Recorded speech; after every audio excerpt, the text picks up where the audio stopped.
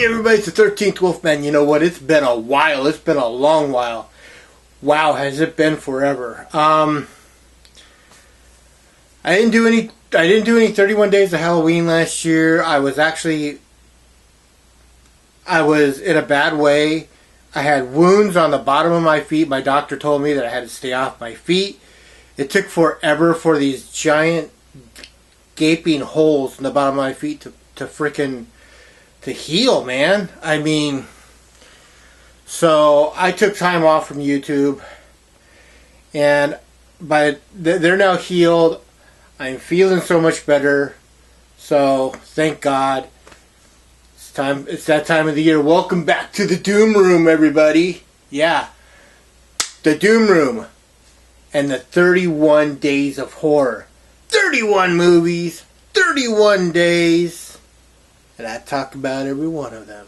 I got Italian Sunday back. This year you got four Sundays, so 4 Italian movies. I got a treat for you towards the end of the month. There's going to be, it's either 5 or 6 movies with one particular star in common.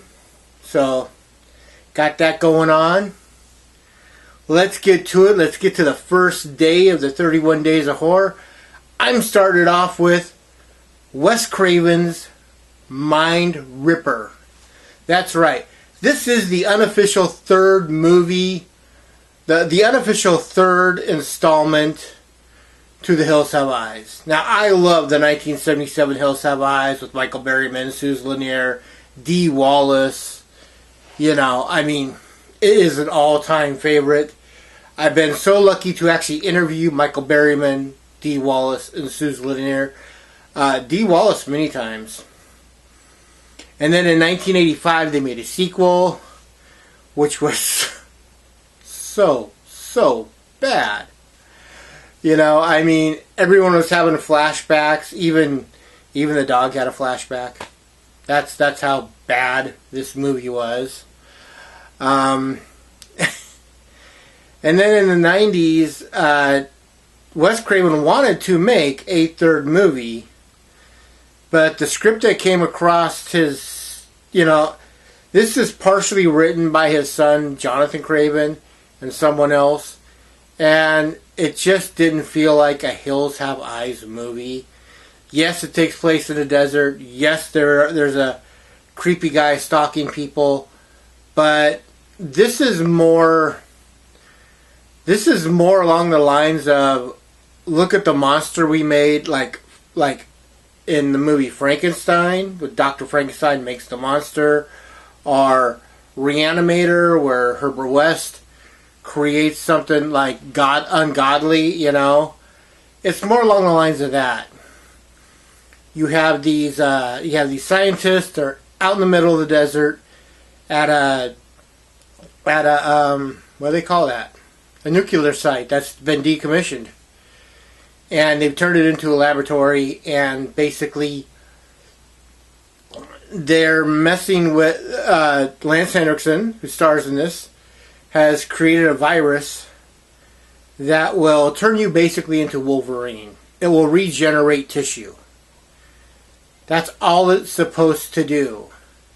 But the government or the military got involved, and they want them to make super soldiers. You know, they said, well, if you can regenerate tissue, maybe you can make it apply to the military, you know, and we could have our own Captain America type thing.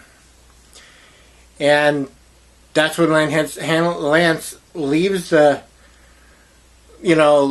project, and someone else takes over as the head and basically screws with the idea, and it gets loose in this facility. They need Lance to come in and help out, try to figure out what's going on, you know, or try to stop what's going on, basically. It's an okay movie. So you got Lance Henriksen in it. You also have Natasha Wagner. Now, Natasha Wagner is the daughter of one of my all-time favorite crushes, and that is Natalie Wood. She's the daughter of Natasha Wagner and one of her other husbands. I can't remember his first name, but his last name's Gregson.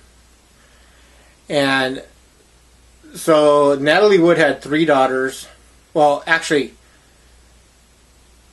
Natalie Wood had 2 daughters, and Robert Wagner had technically 2 daughters. So this is how it breaks down. Robert Wagner marries Natalie Wood. They get divorced. Natalie Wood marries Gregson. They have a daughter. They get divorced. Natalie Wood and Robert Wagner get married again. They have a daughter.